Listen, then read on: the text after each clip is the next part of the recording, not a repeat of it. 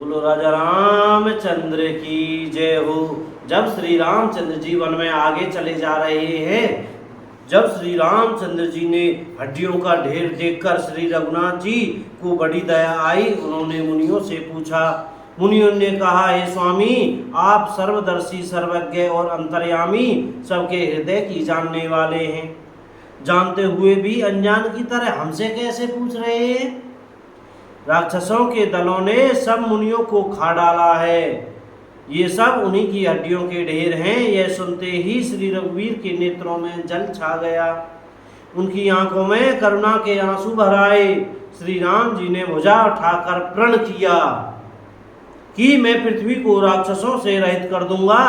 फिर समस्त मुनियों के आश्रमों में जा जाकर उनको दर्शन एवं संभाषण का सुख दिया। निश्चरहीन करऊं मही, भुज उठाई पन कीन, सकल मुनिन के आश्रम नहीं, जाय जाय सुख दीन। श्री राम जय जय राम।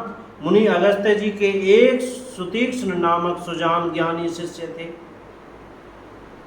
उनकी भगवान में प्रीति थी। वे मन वचन और कर्म से श्री राम जी के चरणों के सेवक थे। उन्हें स्वप्न में भी किसी दूसरे देवता का भरोसा नहीं था।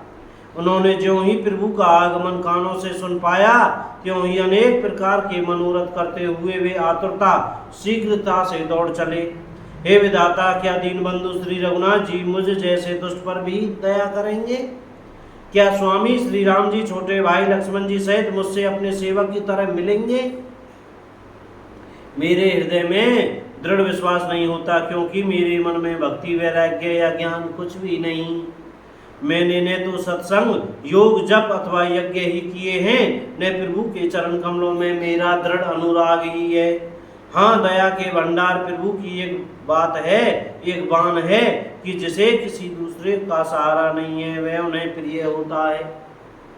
भगवान की इस बाण का सिमरन आते ही मुनि आनंद मग्न होकर मनी मन कहने लगे, आहा, भव बंधन से छुड़ाने वाले प्रभु के मुखारविंद को देखकर आज मेरे नेत्र सफल होंगे। शिव जी कहते हैं, हे भवानी, ज्ञानी मुनि प्रेम में पूर्ण रूप से निमग्न है। उनकी वह दशा कहीं नहीं जाती। उन्हें दिशा विदिशा, दिशाएं और उनके कौन आदि और रास्ता कुछ भी नहीं सूझ रहा है। मैं कौन हूँ, कहाँ जा रहा हूँ, यह भी नहीं जानते। सब इसका भी ज्ञान नहीं है। वे कभी पीछे घूमकर फिर आगे चलने लगते हैं और कभी प्रभु के गुण गा गा कर नाचने लगते हैं। मुनि ने प्रगाढ़ प्रेम भक्ति प्राप्त कर ली।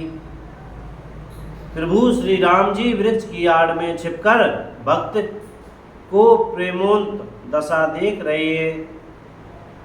मुनि का अत्यंत प्रेम देखकर भयवश आवागमन के भय को हरने वाले श्री रघुनाथ जी मुनि के हृदय में प्रकट हो गए। हृदय में प्रभु के दर्शन पाकर मुनि बीच रास्ते में अचल स्थिर होकर बैठ गए। उनका शरीर रोमांच से कटहल के फल के समान कंठित हो गया। तब श्री रघुनाथ जी उनके पास चले आए और अपने भक्त की प्रेम दशा देखकर मन में बहुत प्रसन्न हुए। श्री राम जी ने मुनि को बहुत प्रकार से जगाया, पर मुनि नहीं जागे, क्योंकि उन्हें प्रभु के ध्यान का सुख प्राप्त हो रहा था। तब श्री राम जी ने अपने राजरूप को छिपा लिया और उनके हृदय में अपना चतुर्भुज रूप प्रकट किया। तब अपने इष्ट स्वरूप के अंतर्धान होते ही मुनि कैसे व्याकुल होकर उठे, जैसे श्रेष्ठ मणिधर सर्प मणि के बिना व्याकुल हो जाता है। मुनि ने अपने सामने सीता जी और लक्ष्मण जी सहित श्याम सुंदर विग्रह सुधाम श्री राम जी को देखा। प्रेम में मग्न हुए वे बड़भागी श्रेष्ठ मुनि लाठी की तरह गिरकर श्री राम जी के चरणों में लग गए। श्री राम जी ने अपनी विशाल भुजाओं से पकड़कर उन्हें उठा लिया और बड़े प्रेम से हृदय से लगा लिया। बोलो राजा रामचंद्र की जय हो। श्री अयोध्या धाम की जय हो। श्री वृंदावन धाम की जय हो।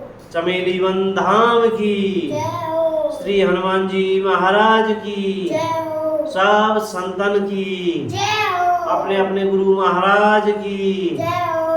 भैया बोलने में, पढ़ने में, कहने में भैया हमसे कोई गलती हो गई हो तो कृपया क्षमा करते रहिएगा और मुझसे श्री सीताराम सीताराम, राधे श्याम बोलते रहिएगा भैया। आज की कथा यहीं विराम करते हैं, बाकी कथा फिर कहेंगे राम जी की कृपा से। बोलो जय सिया राम, जय सिया राम, जय राम जी की, जय राम जी की। सीताराम।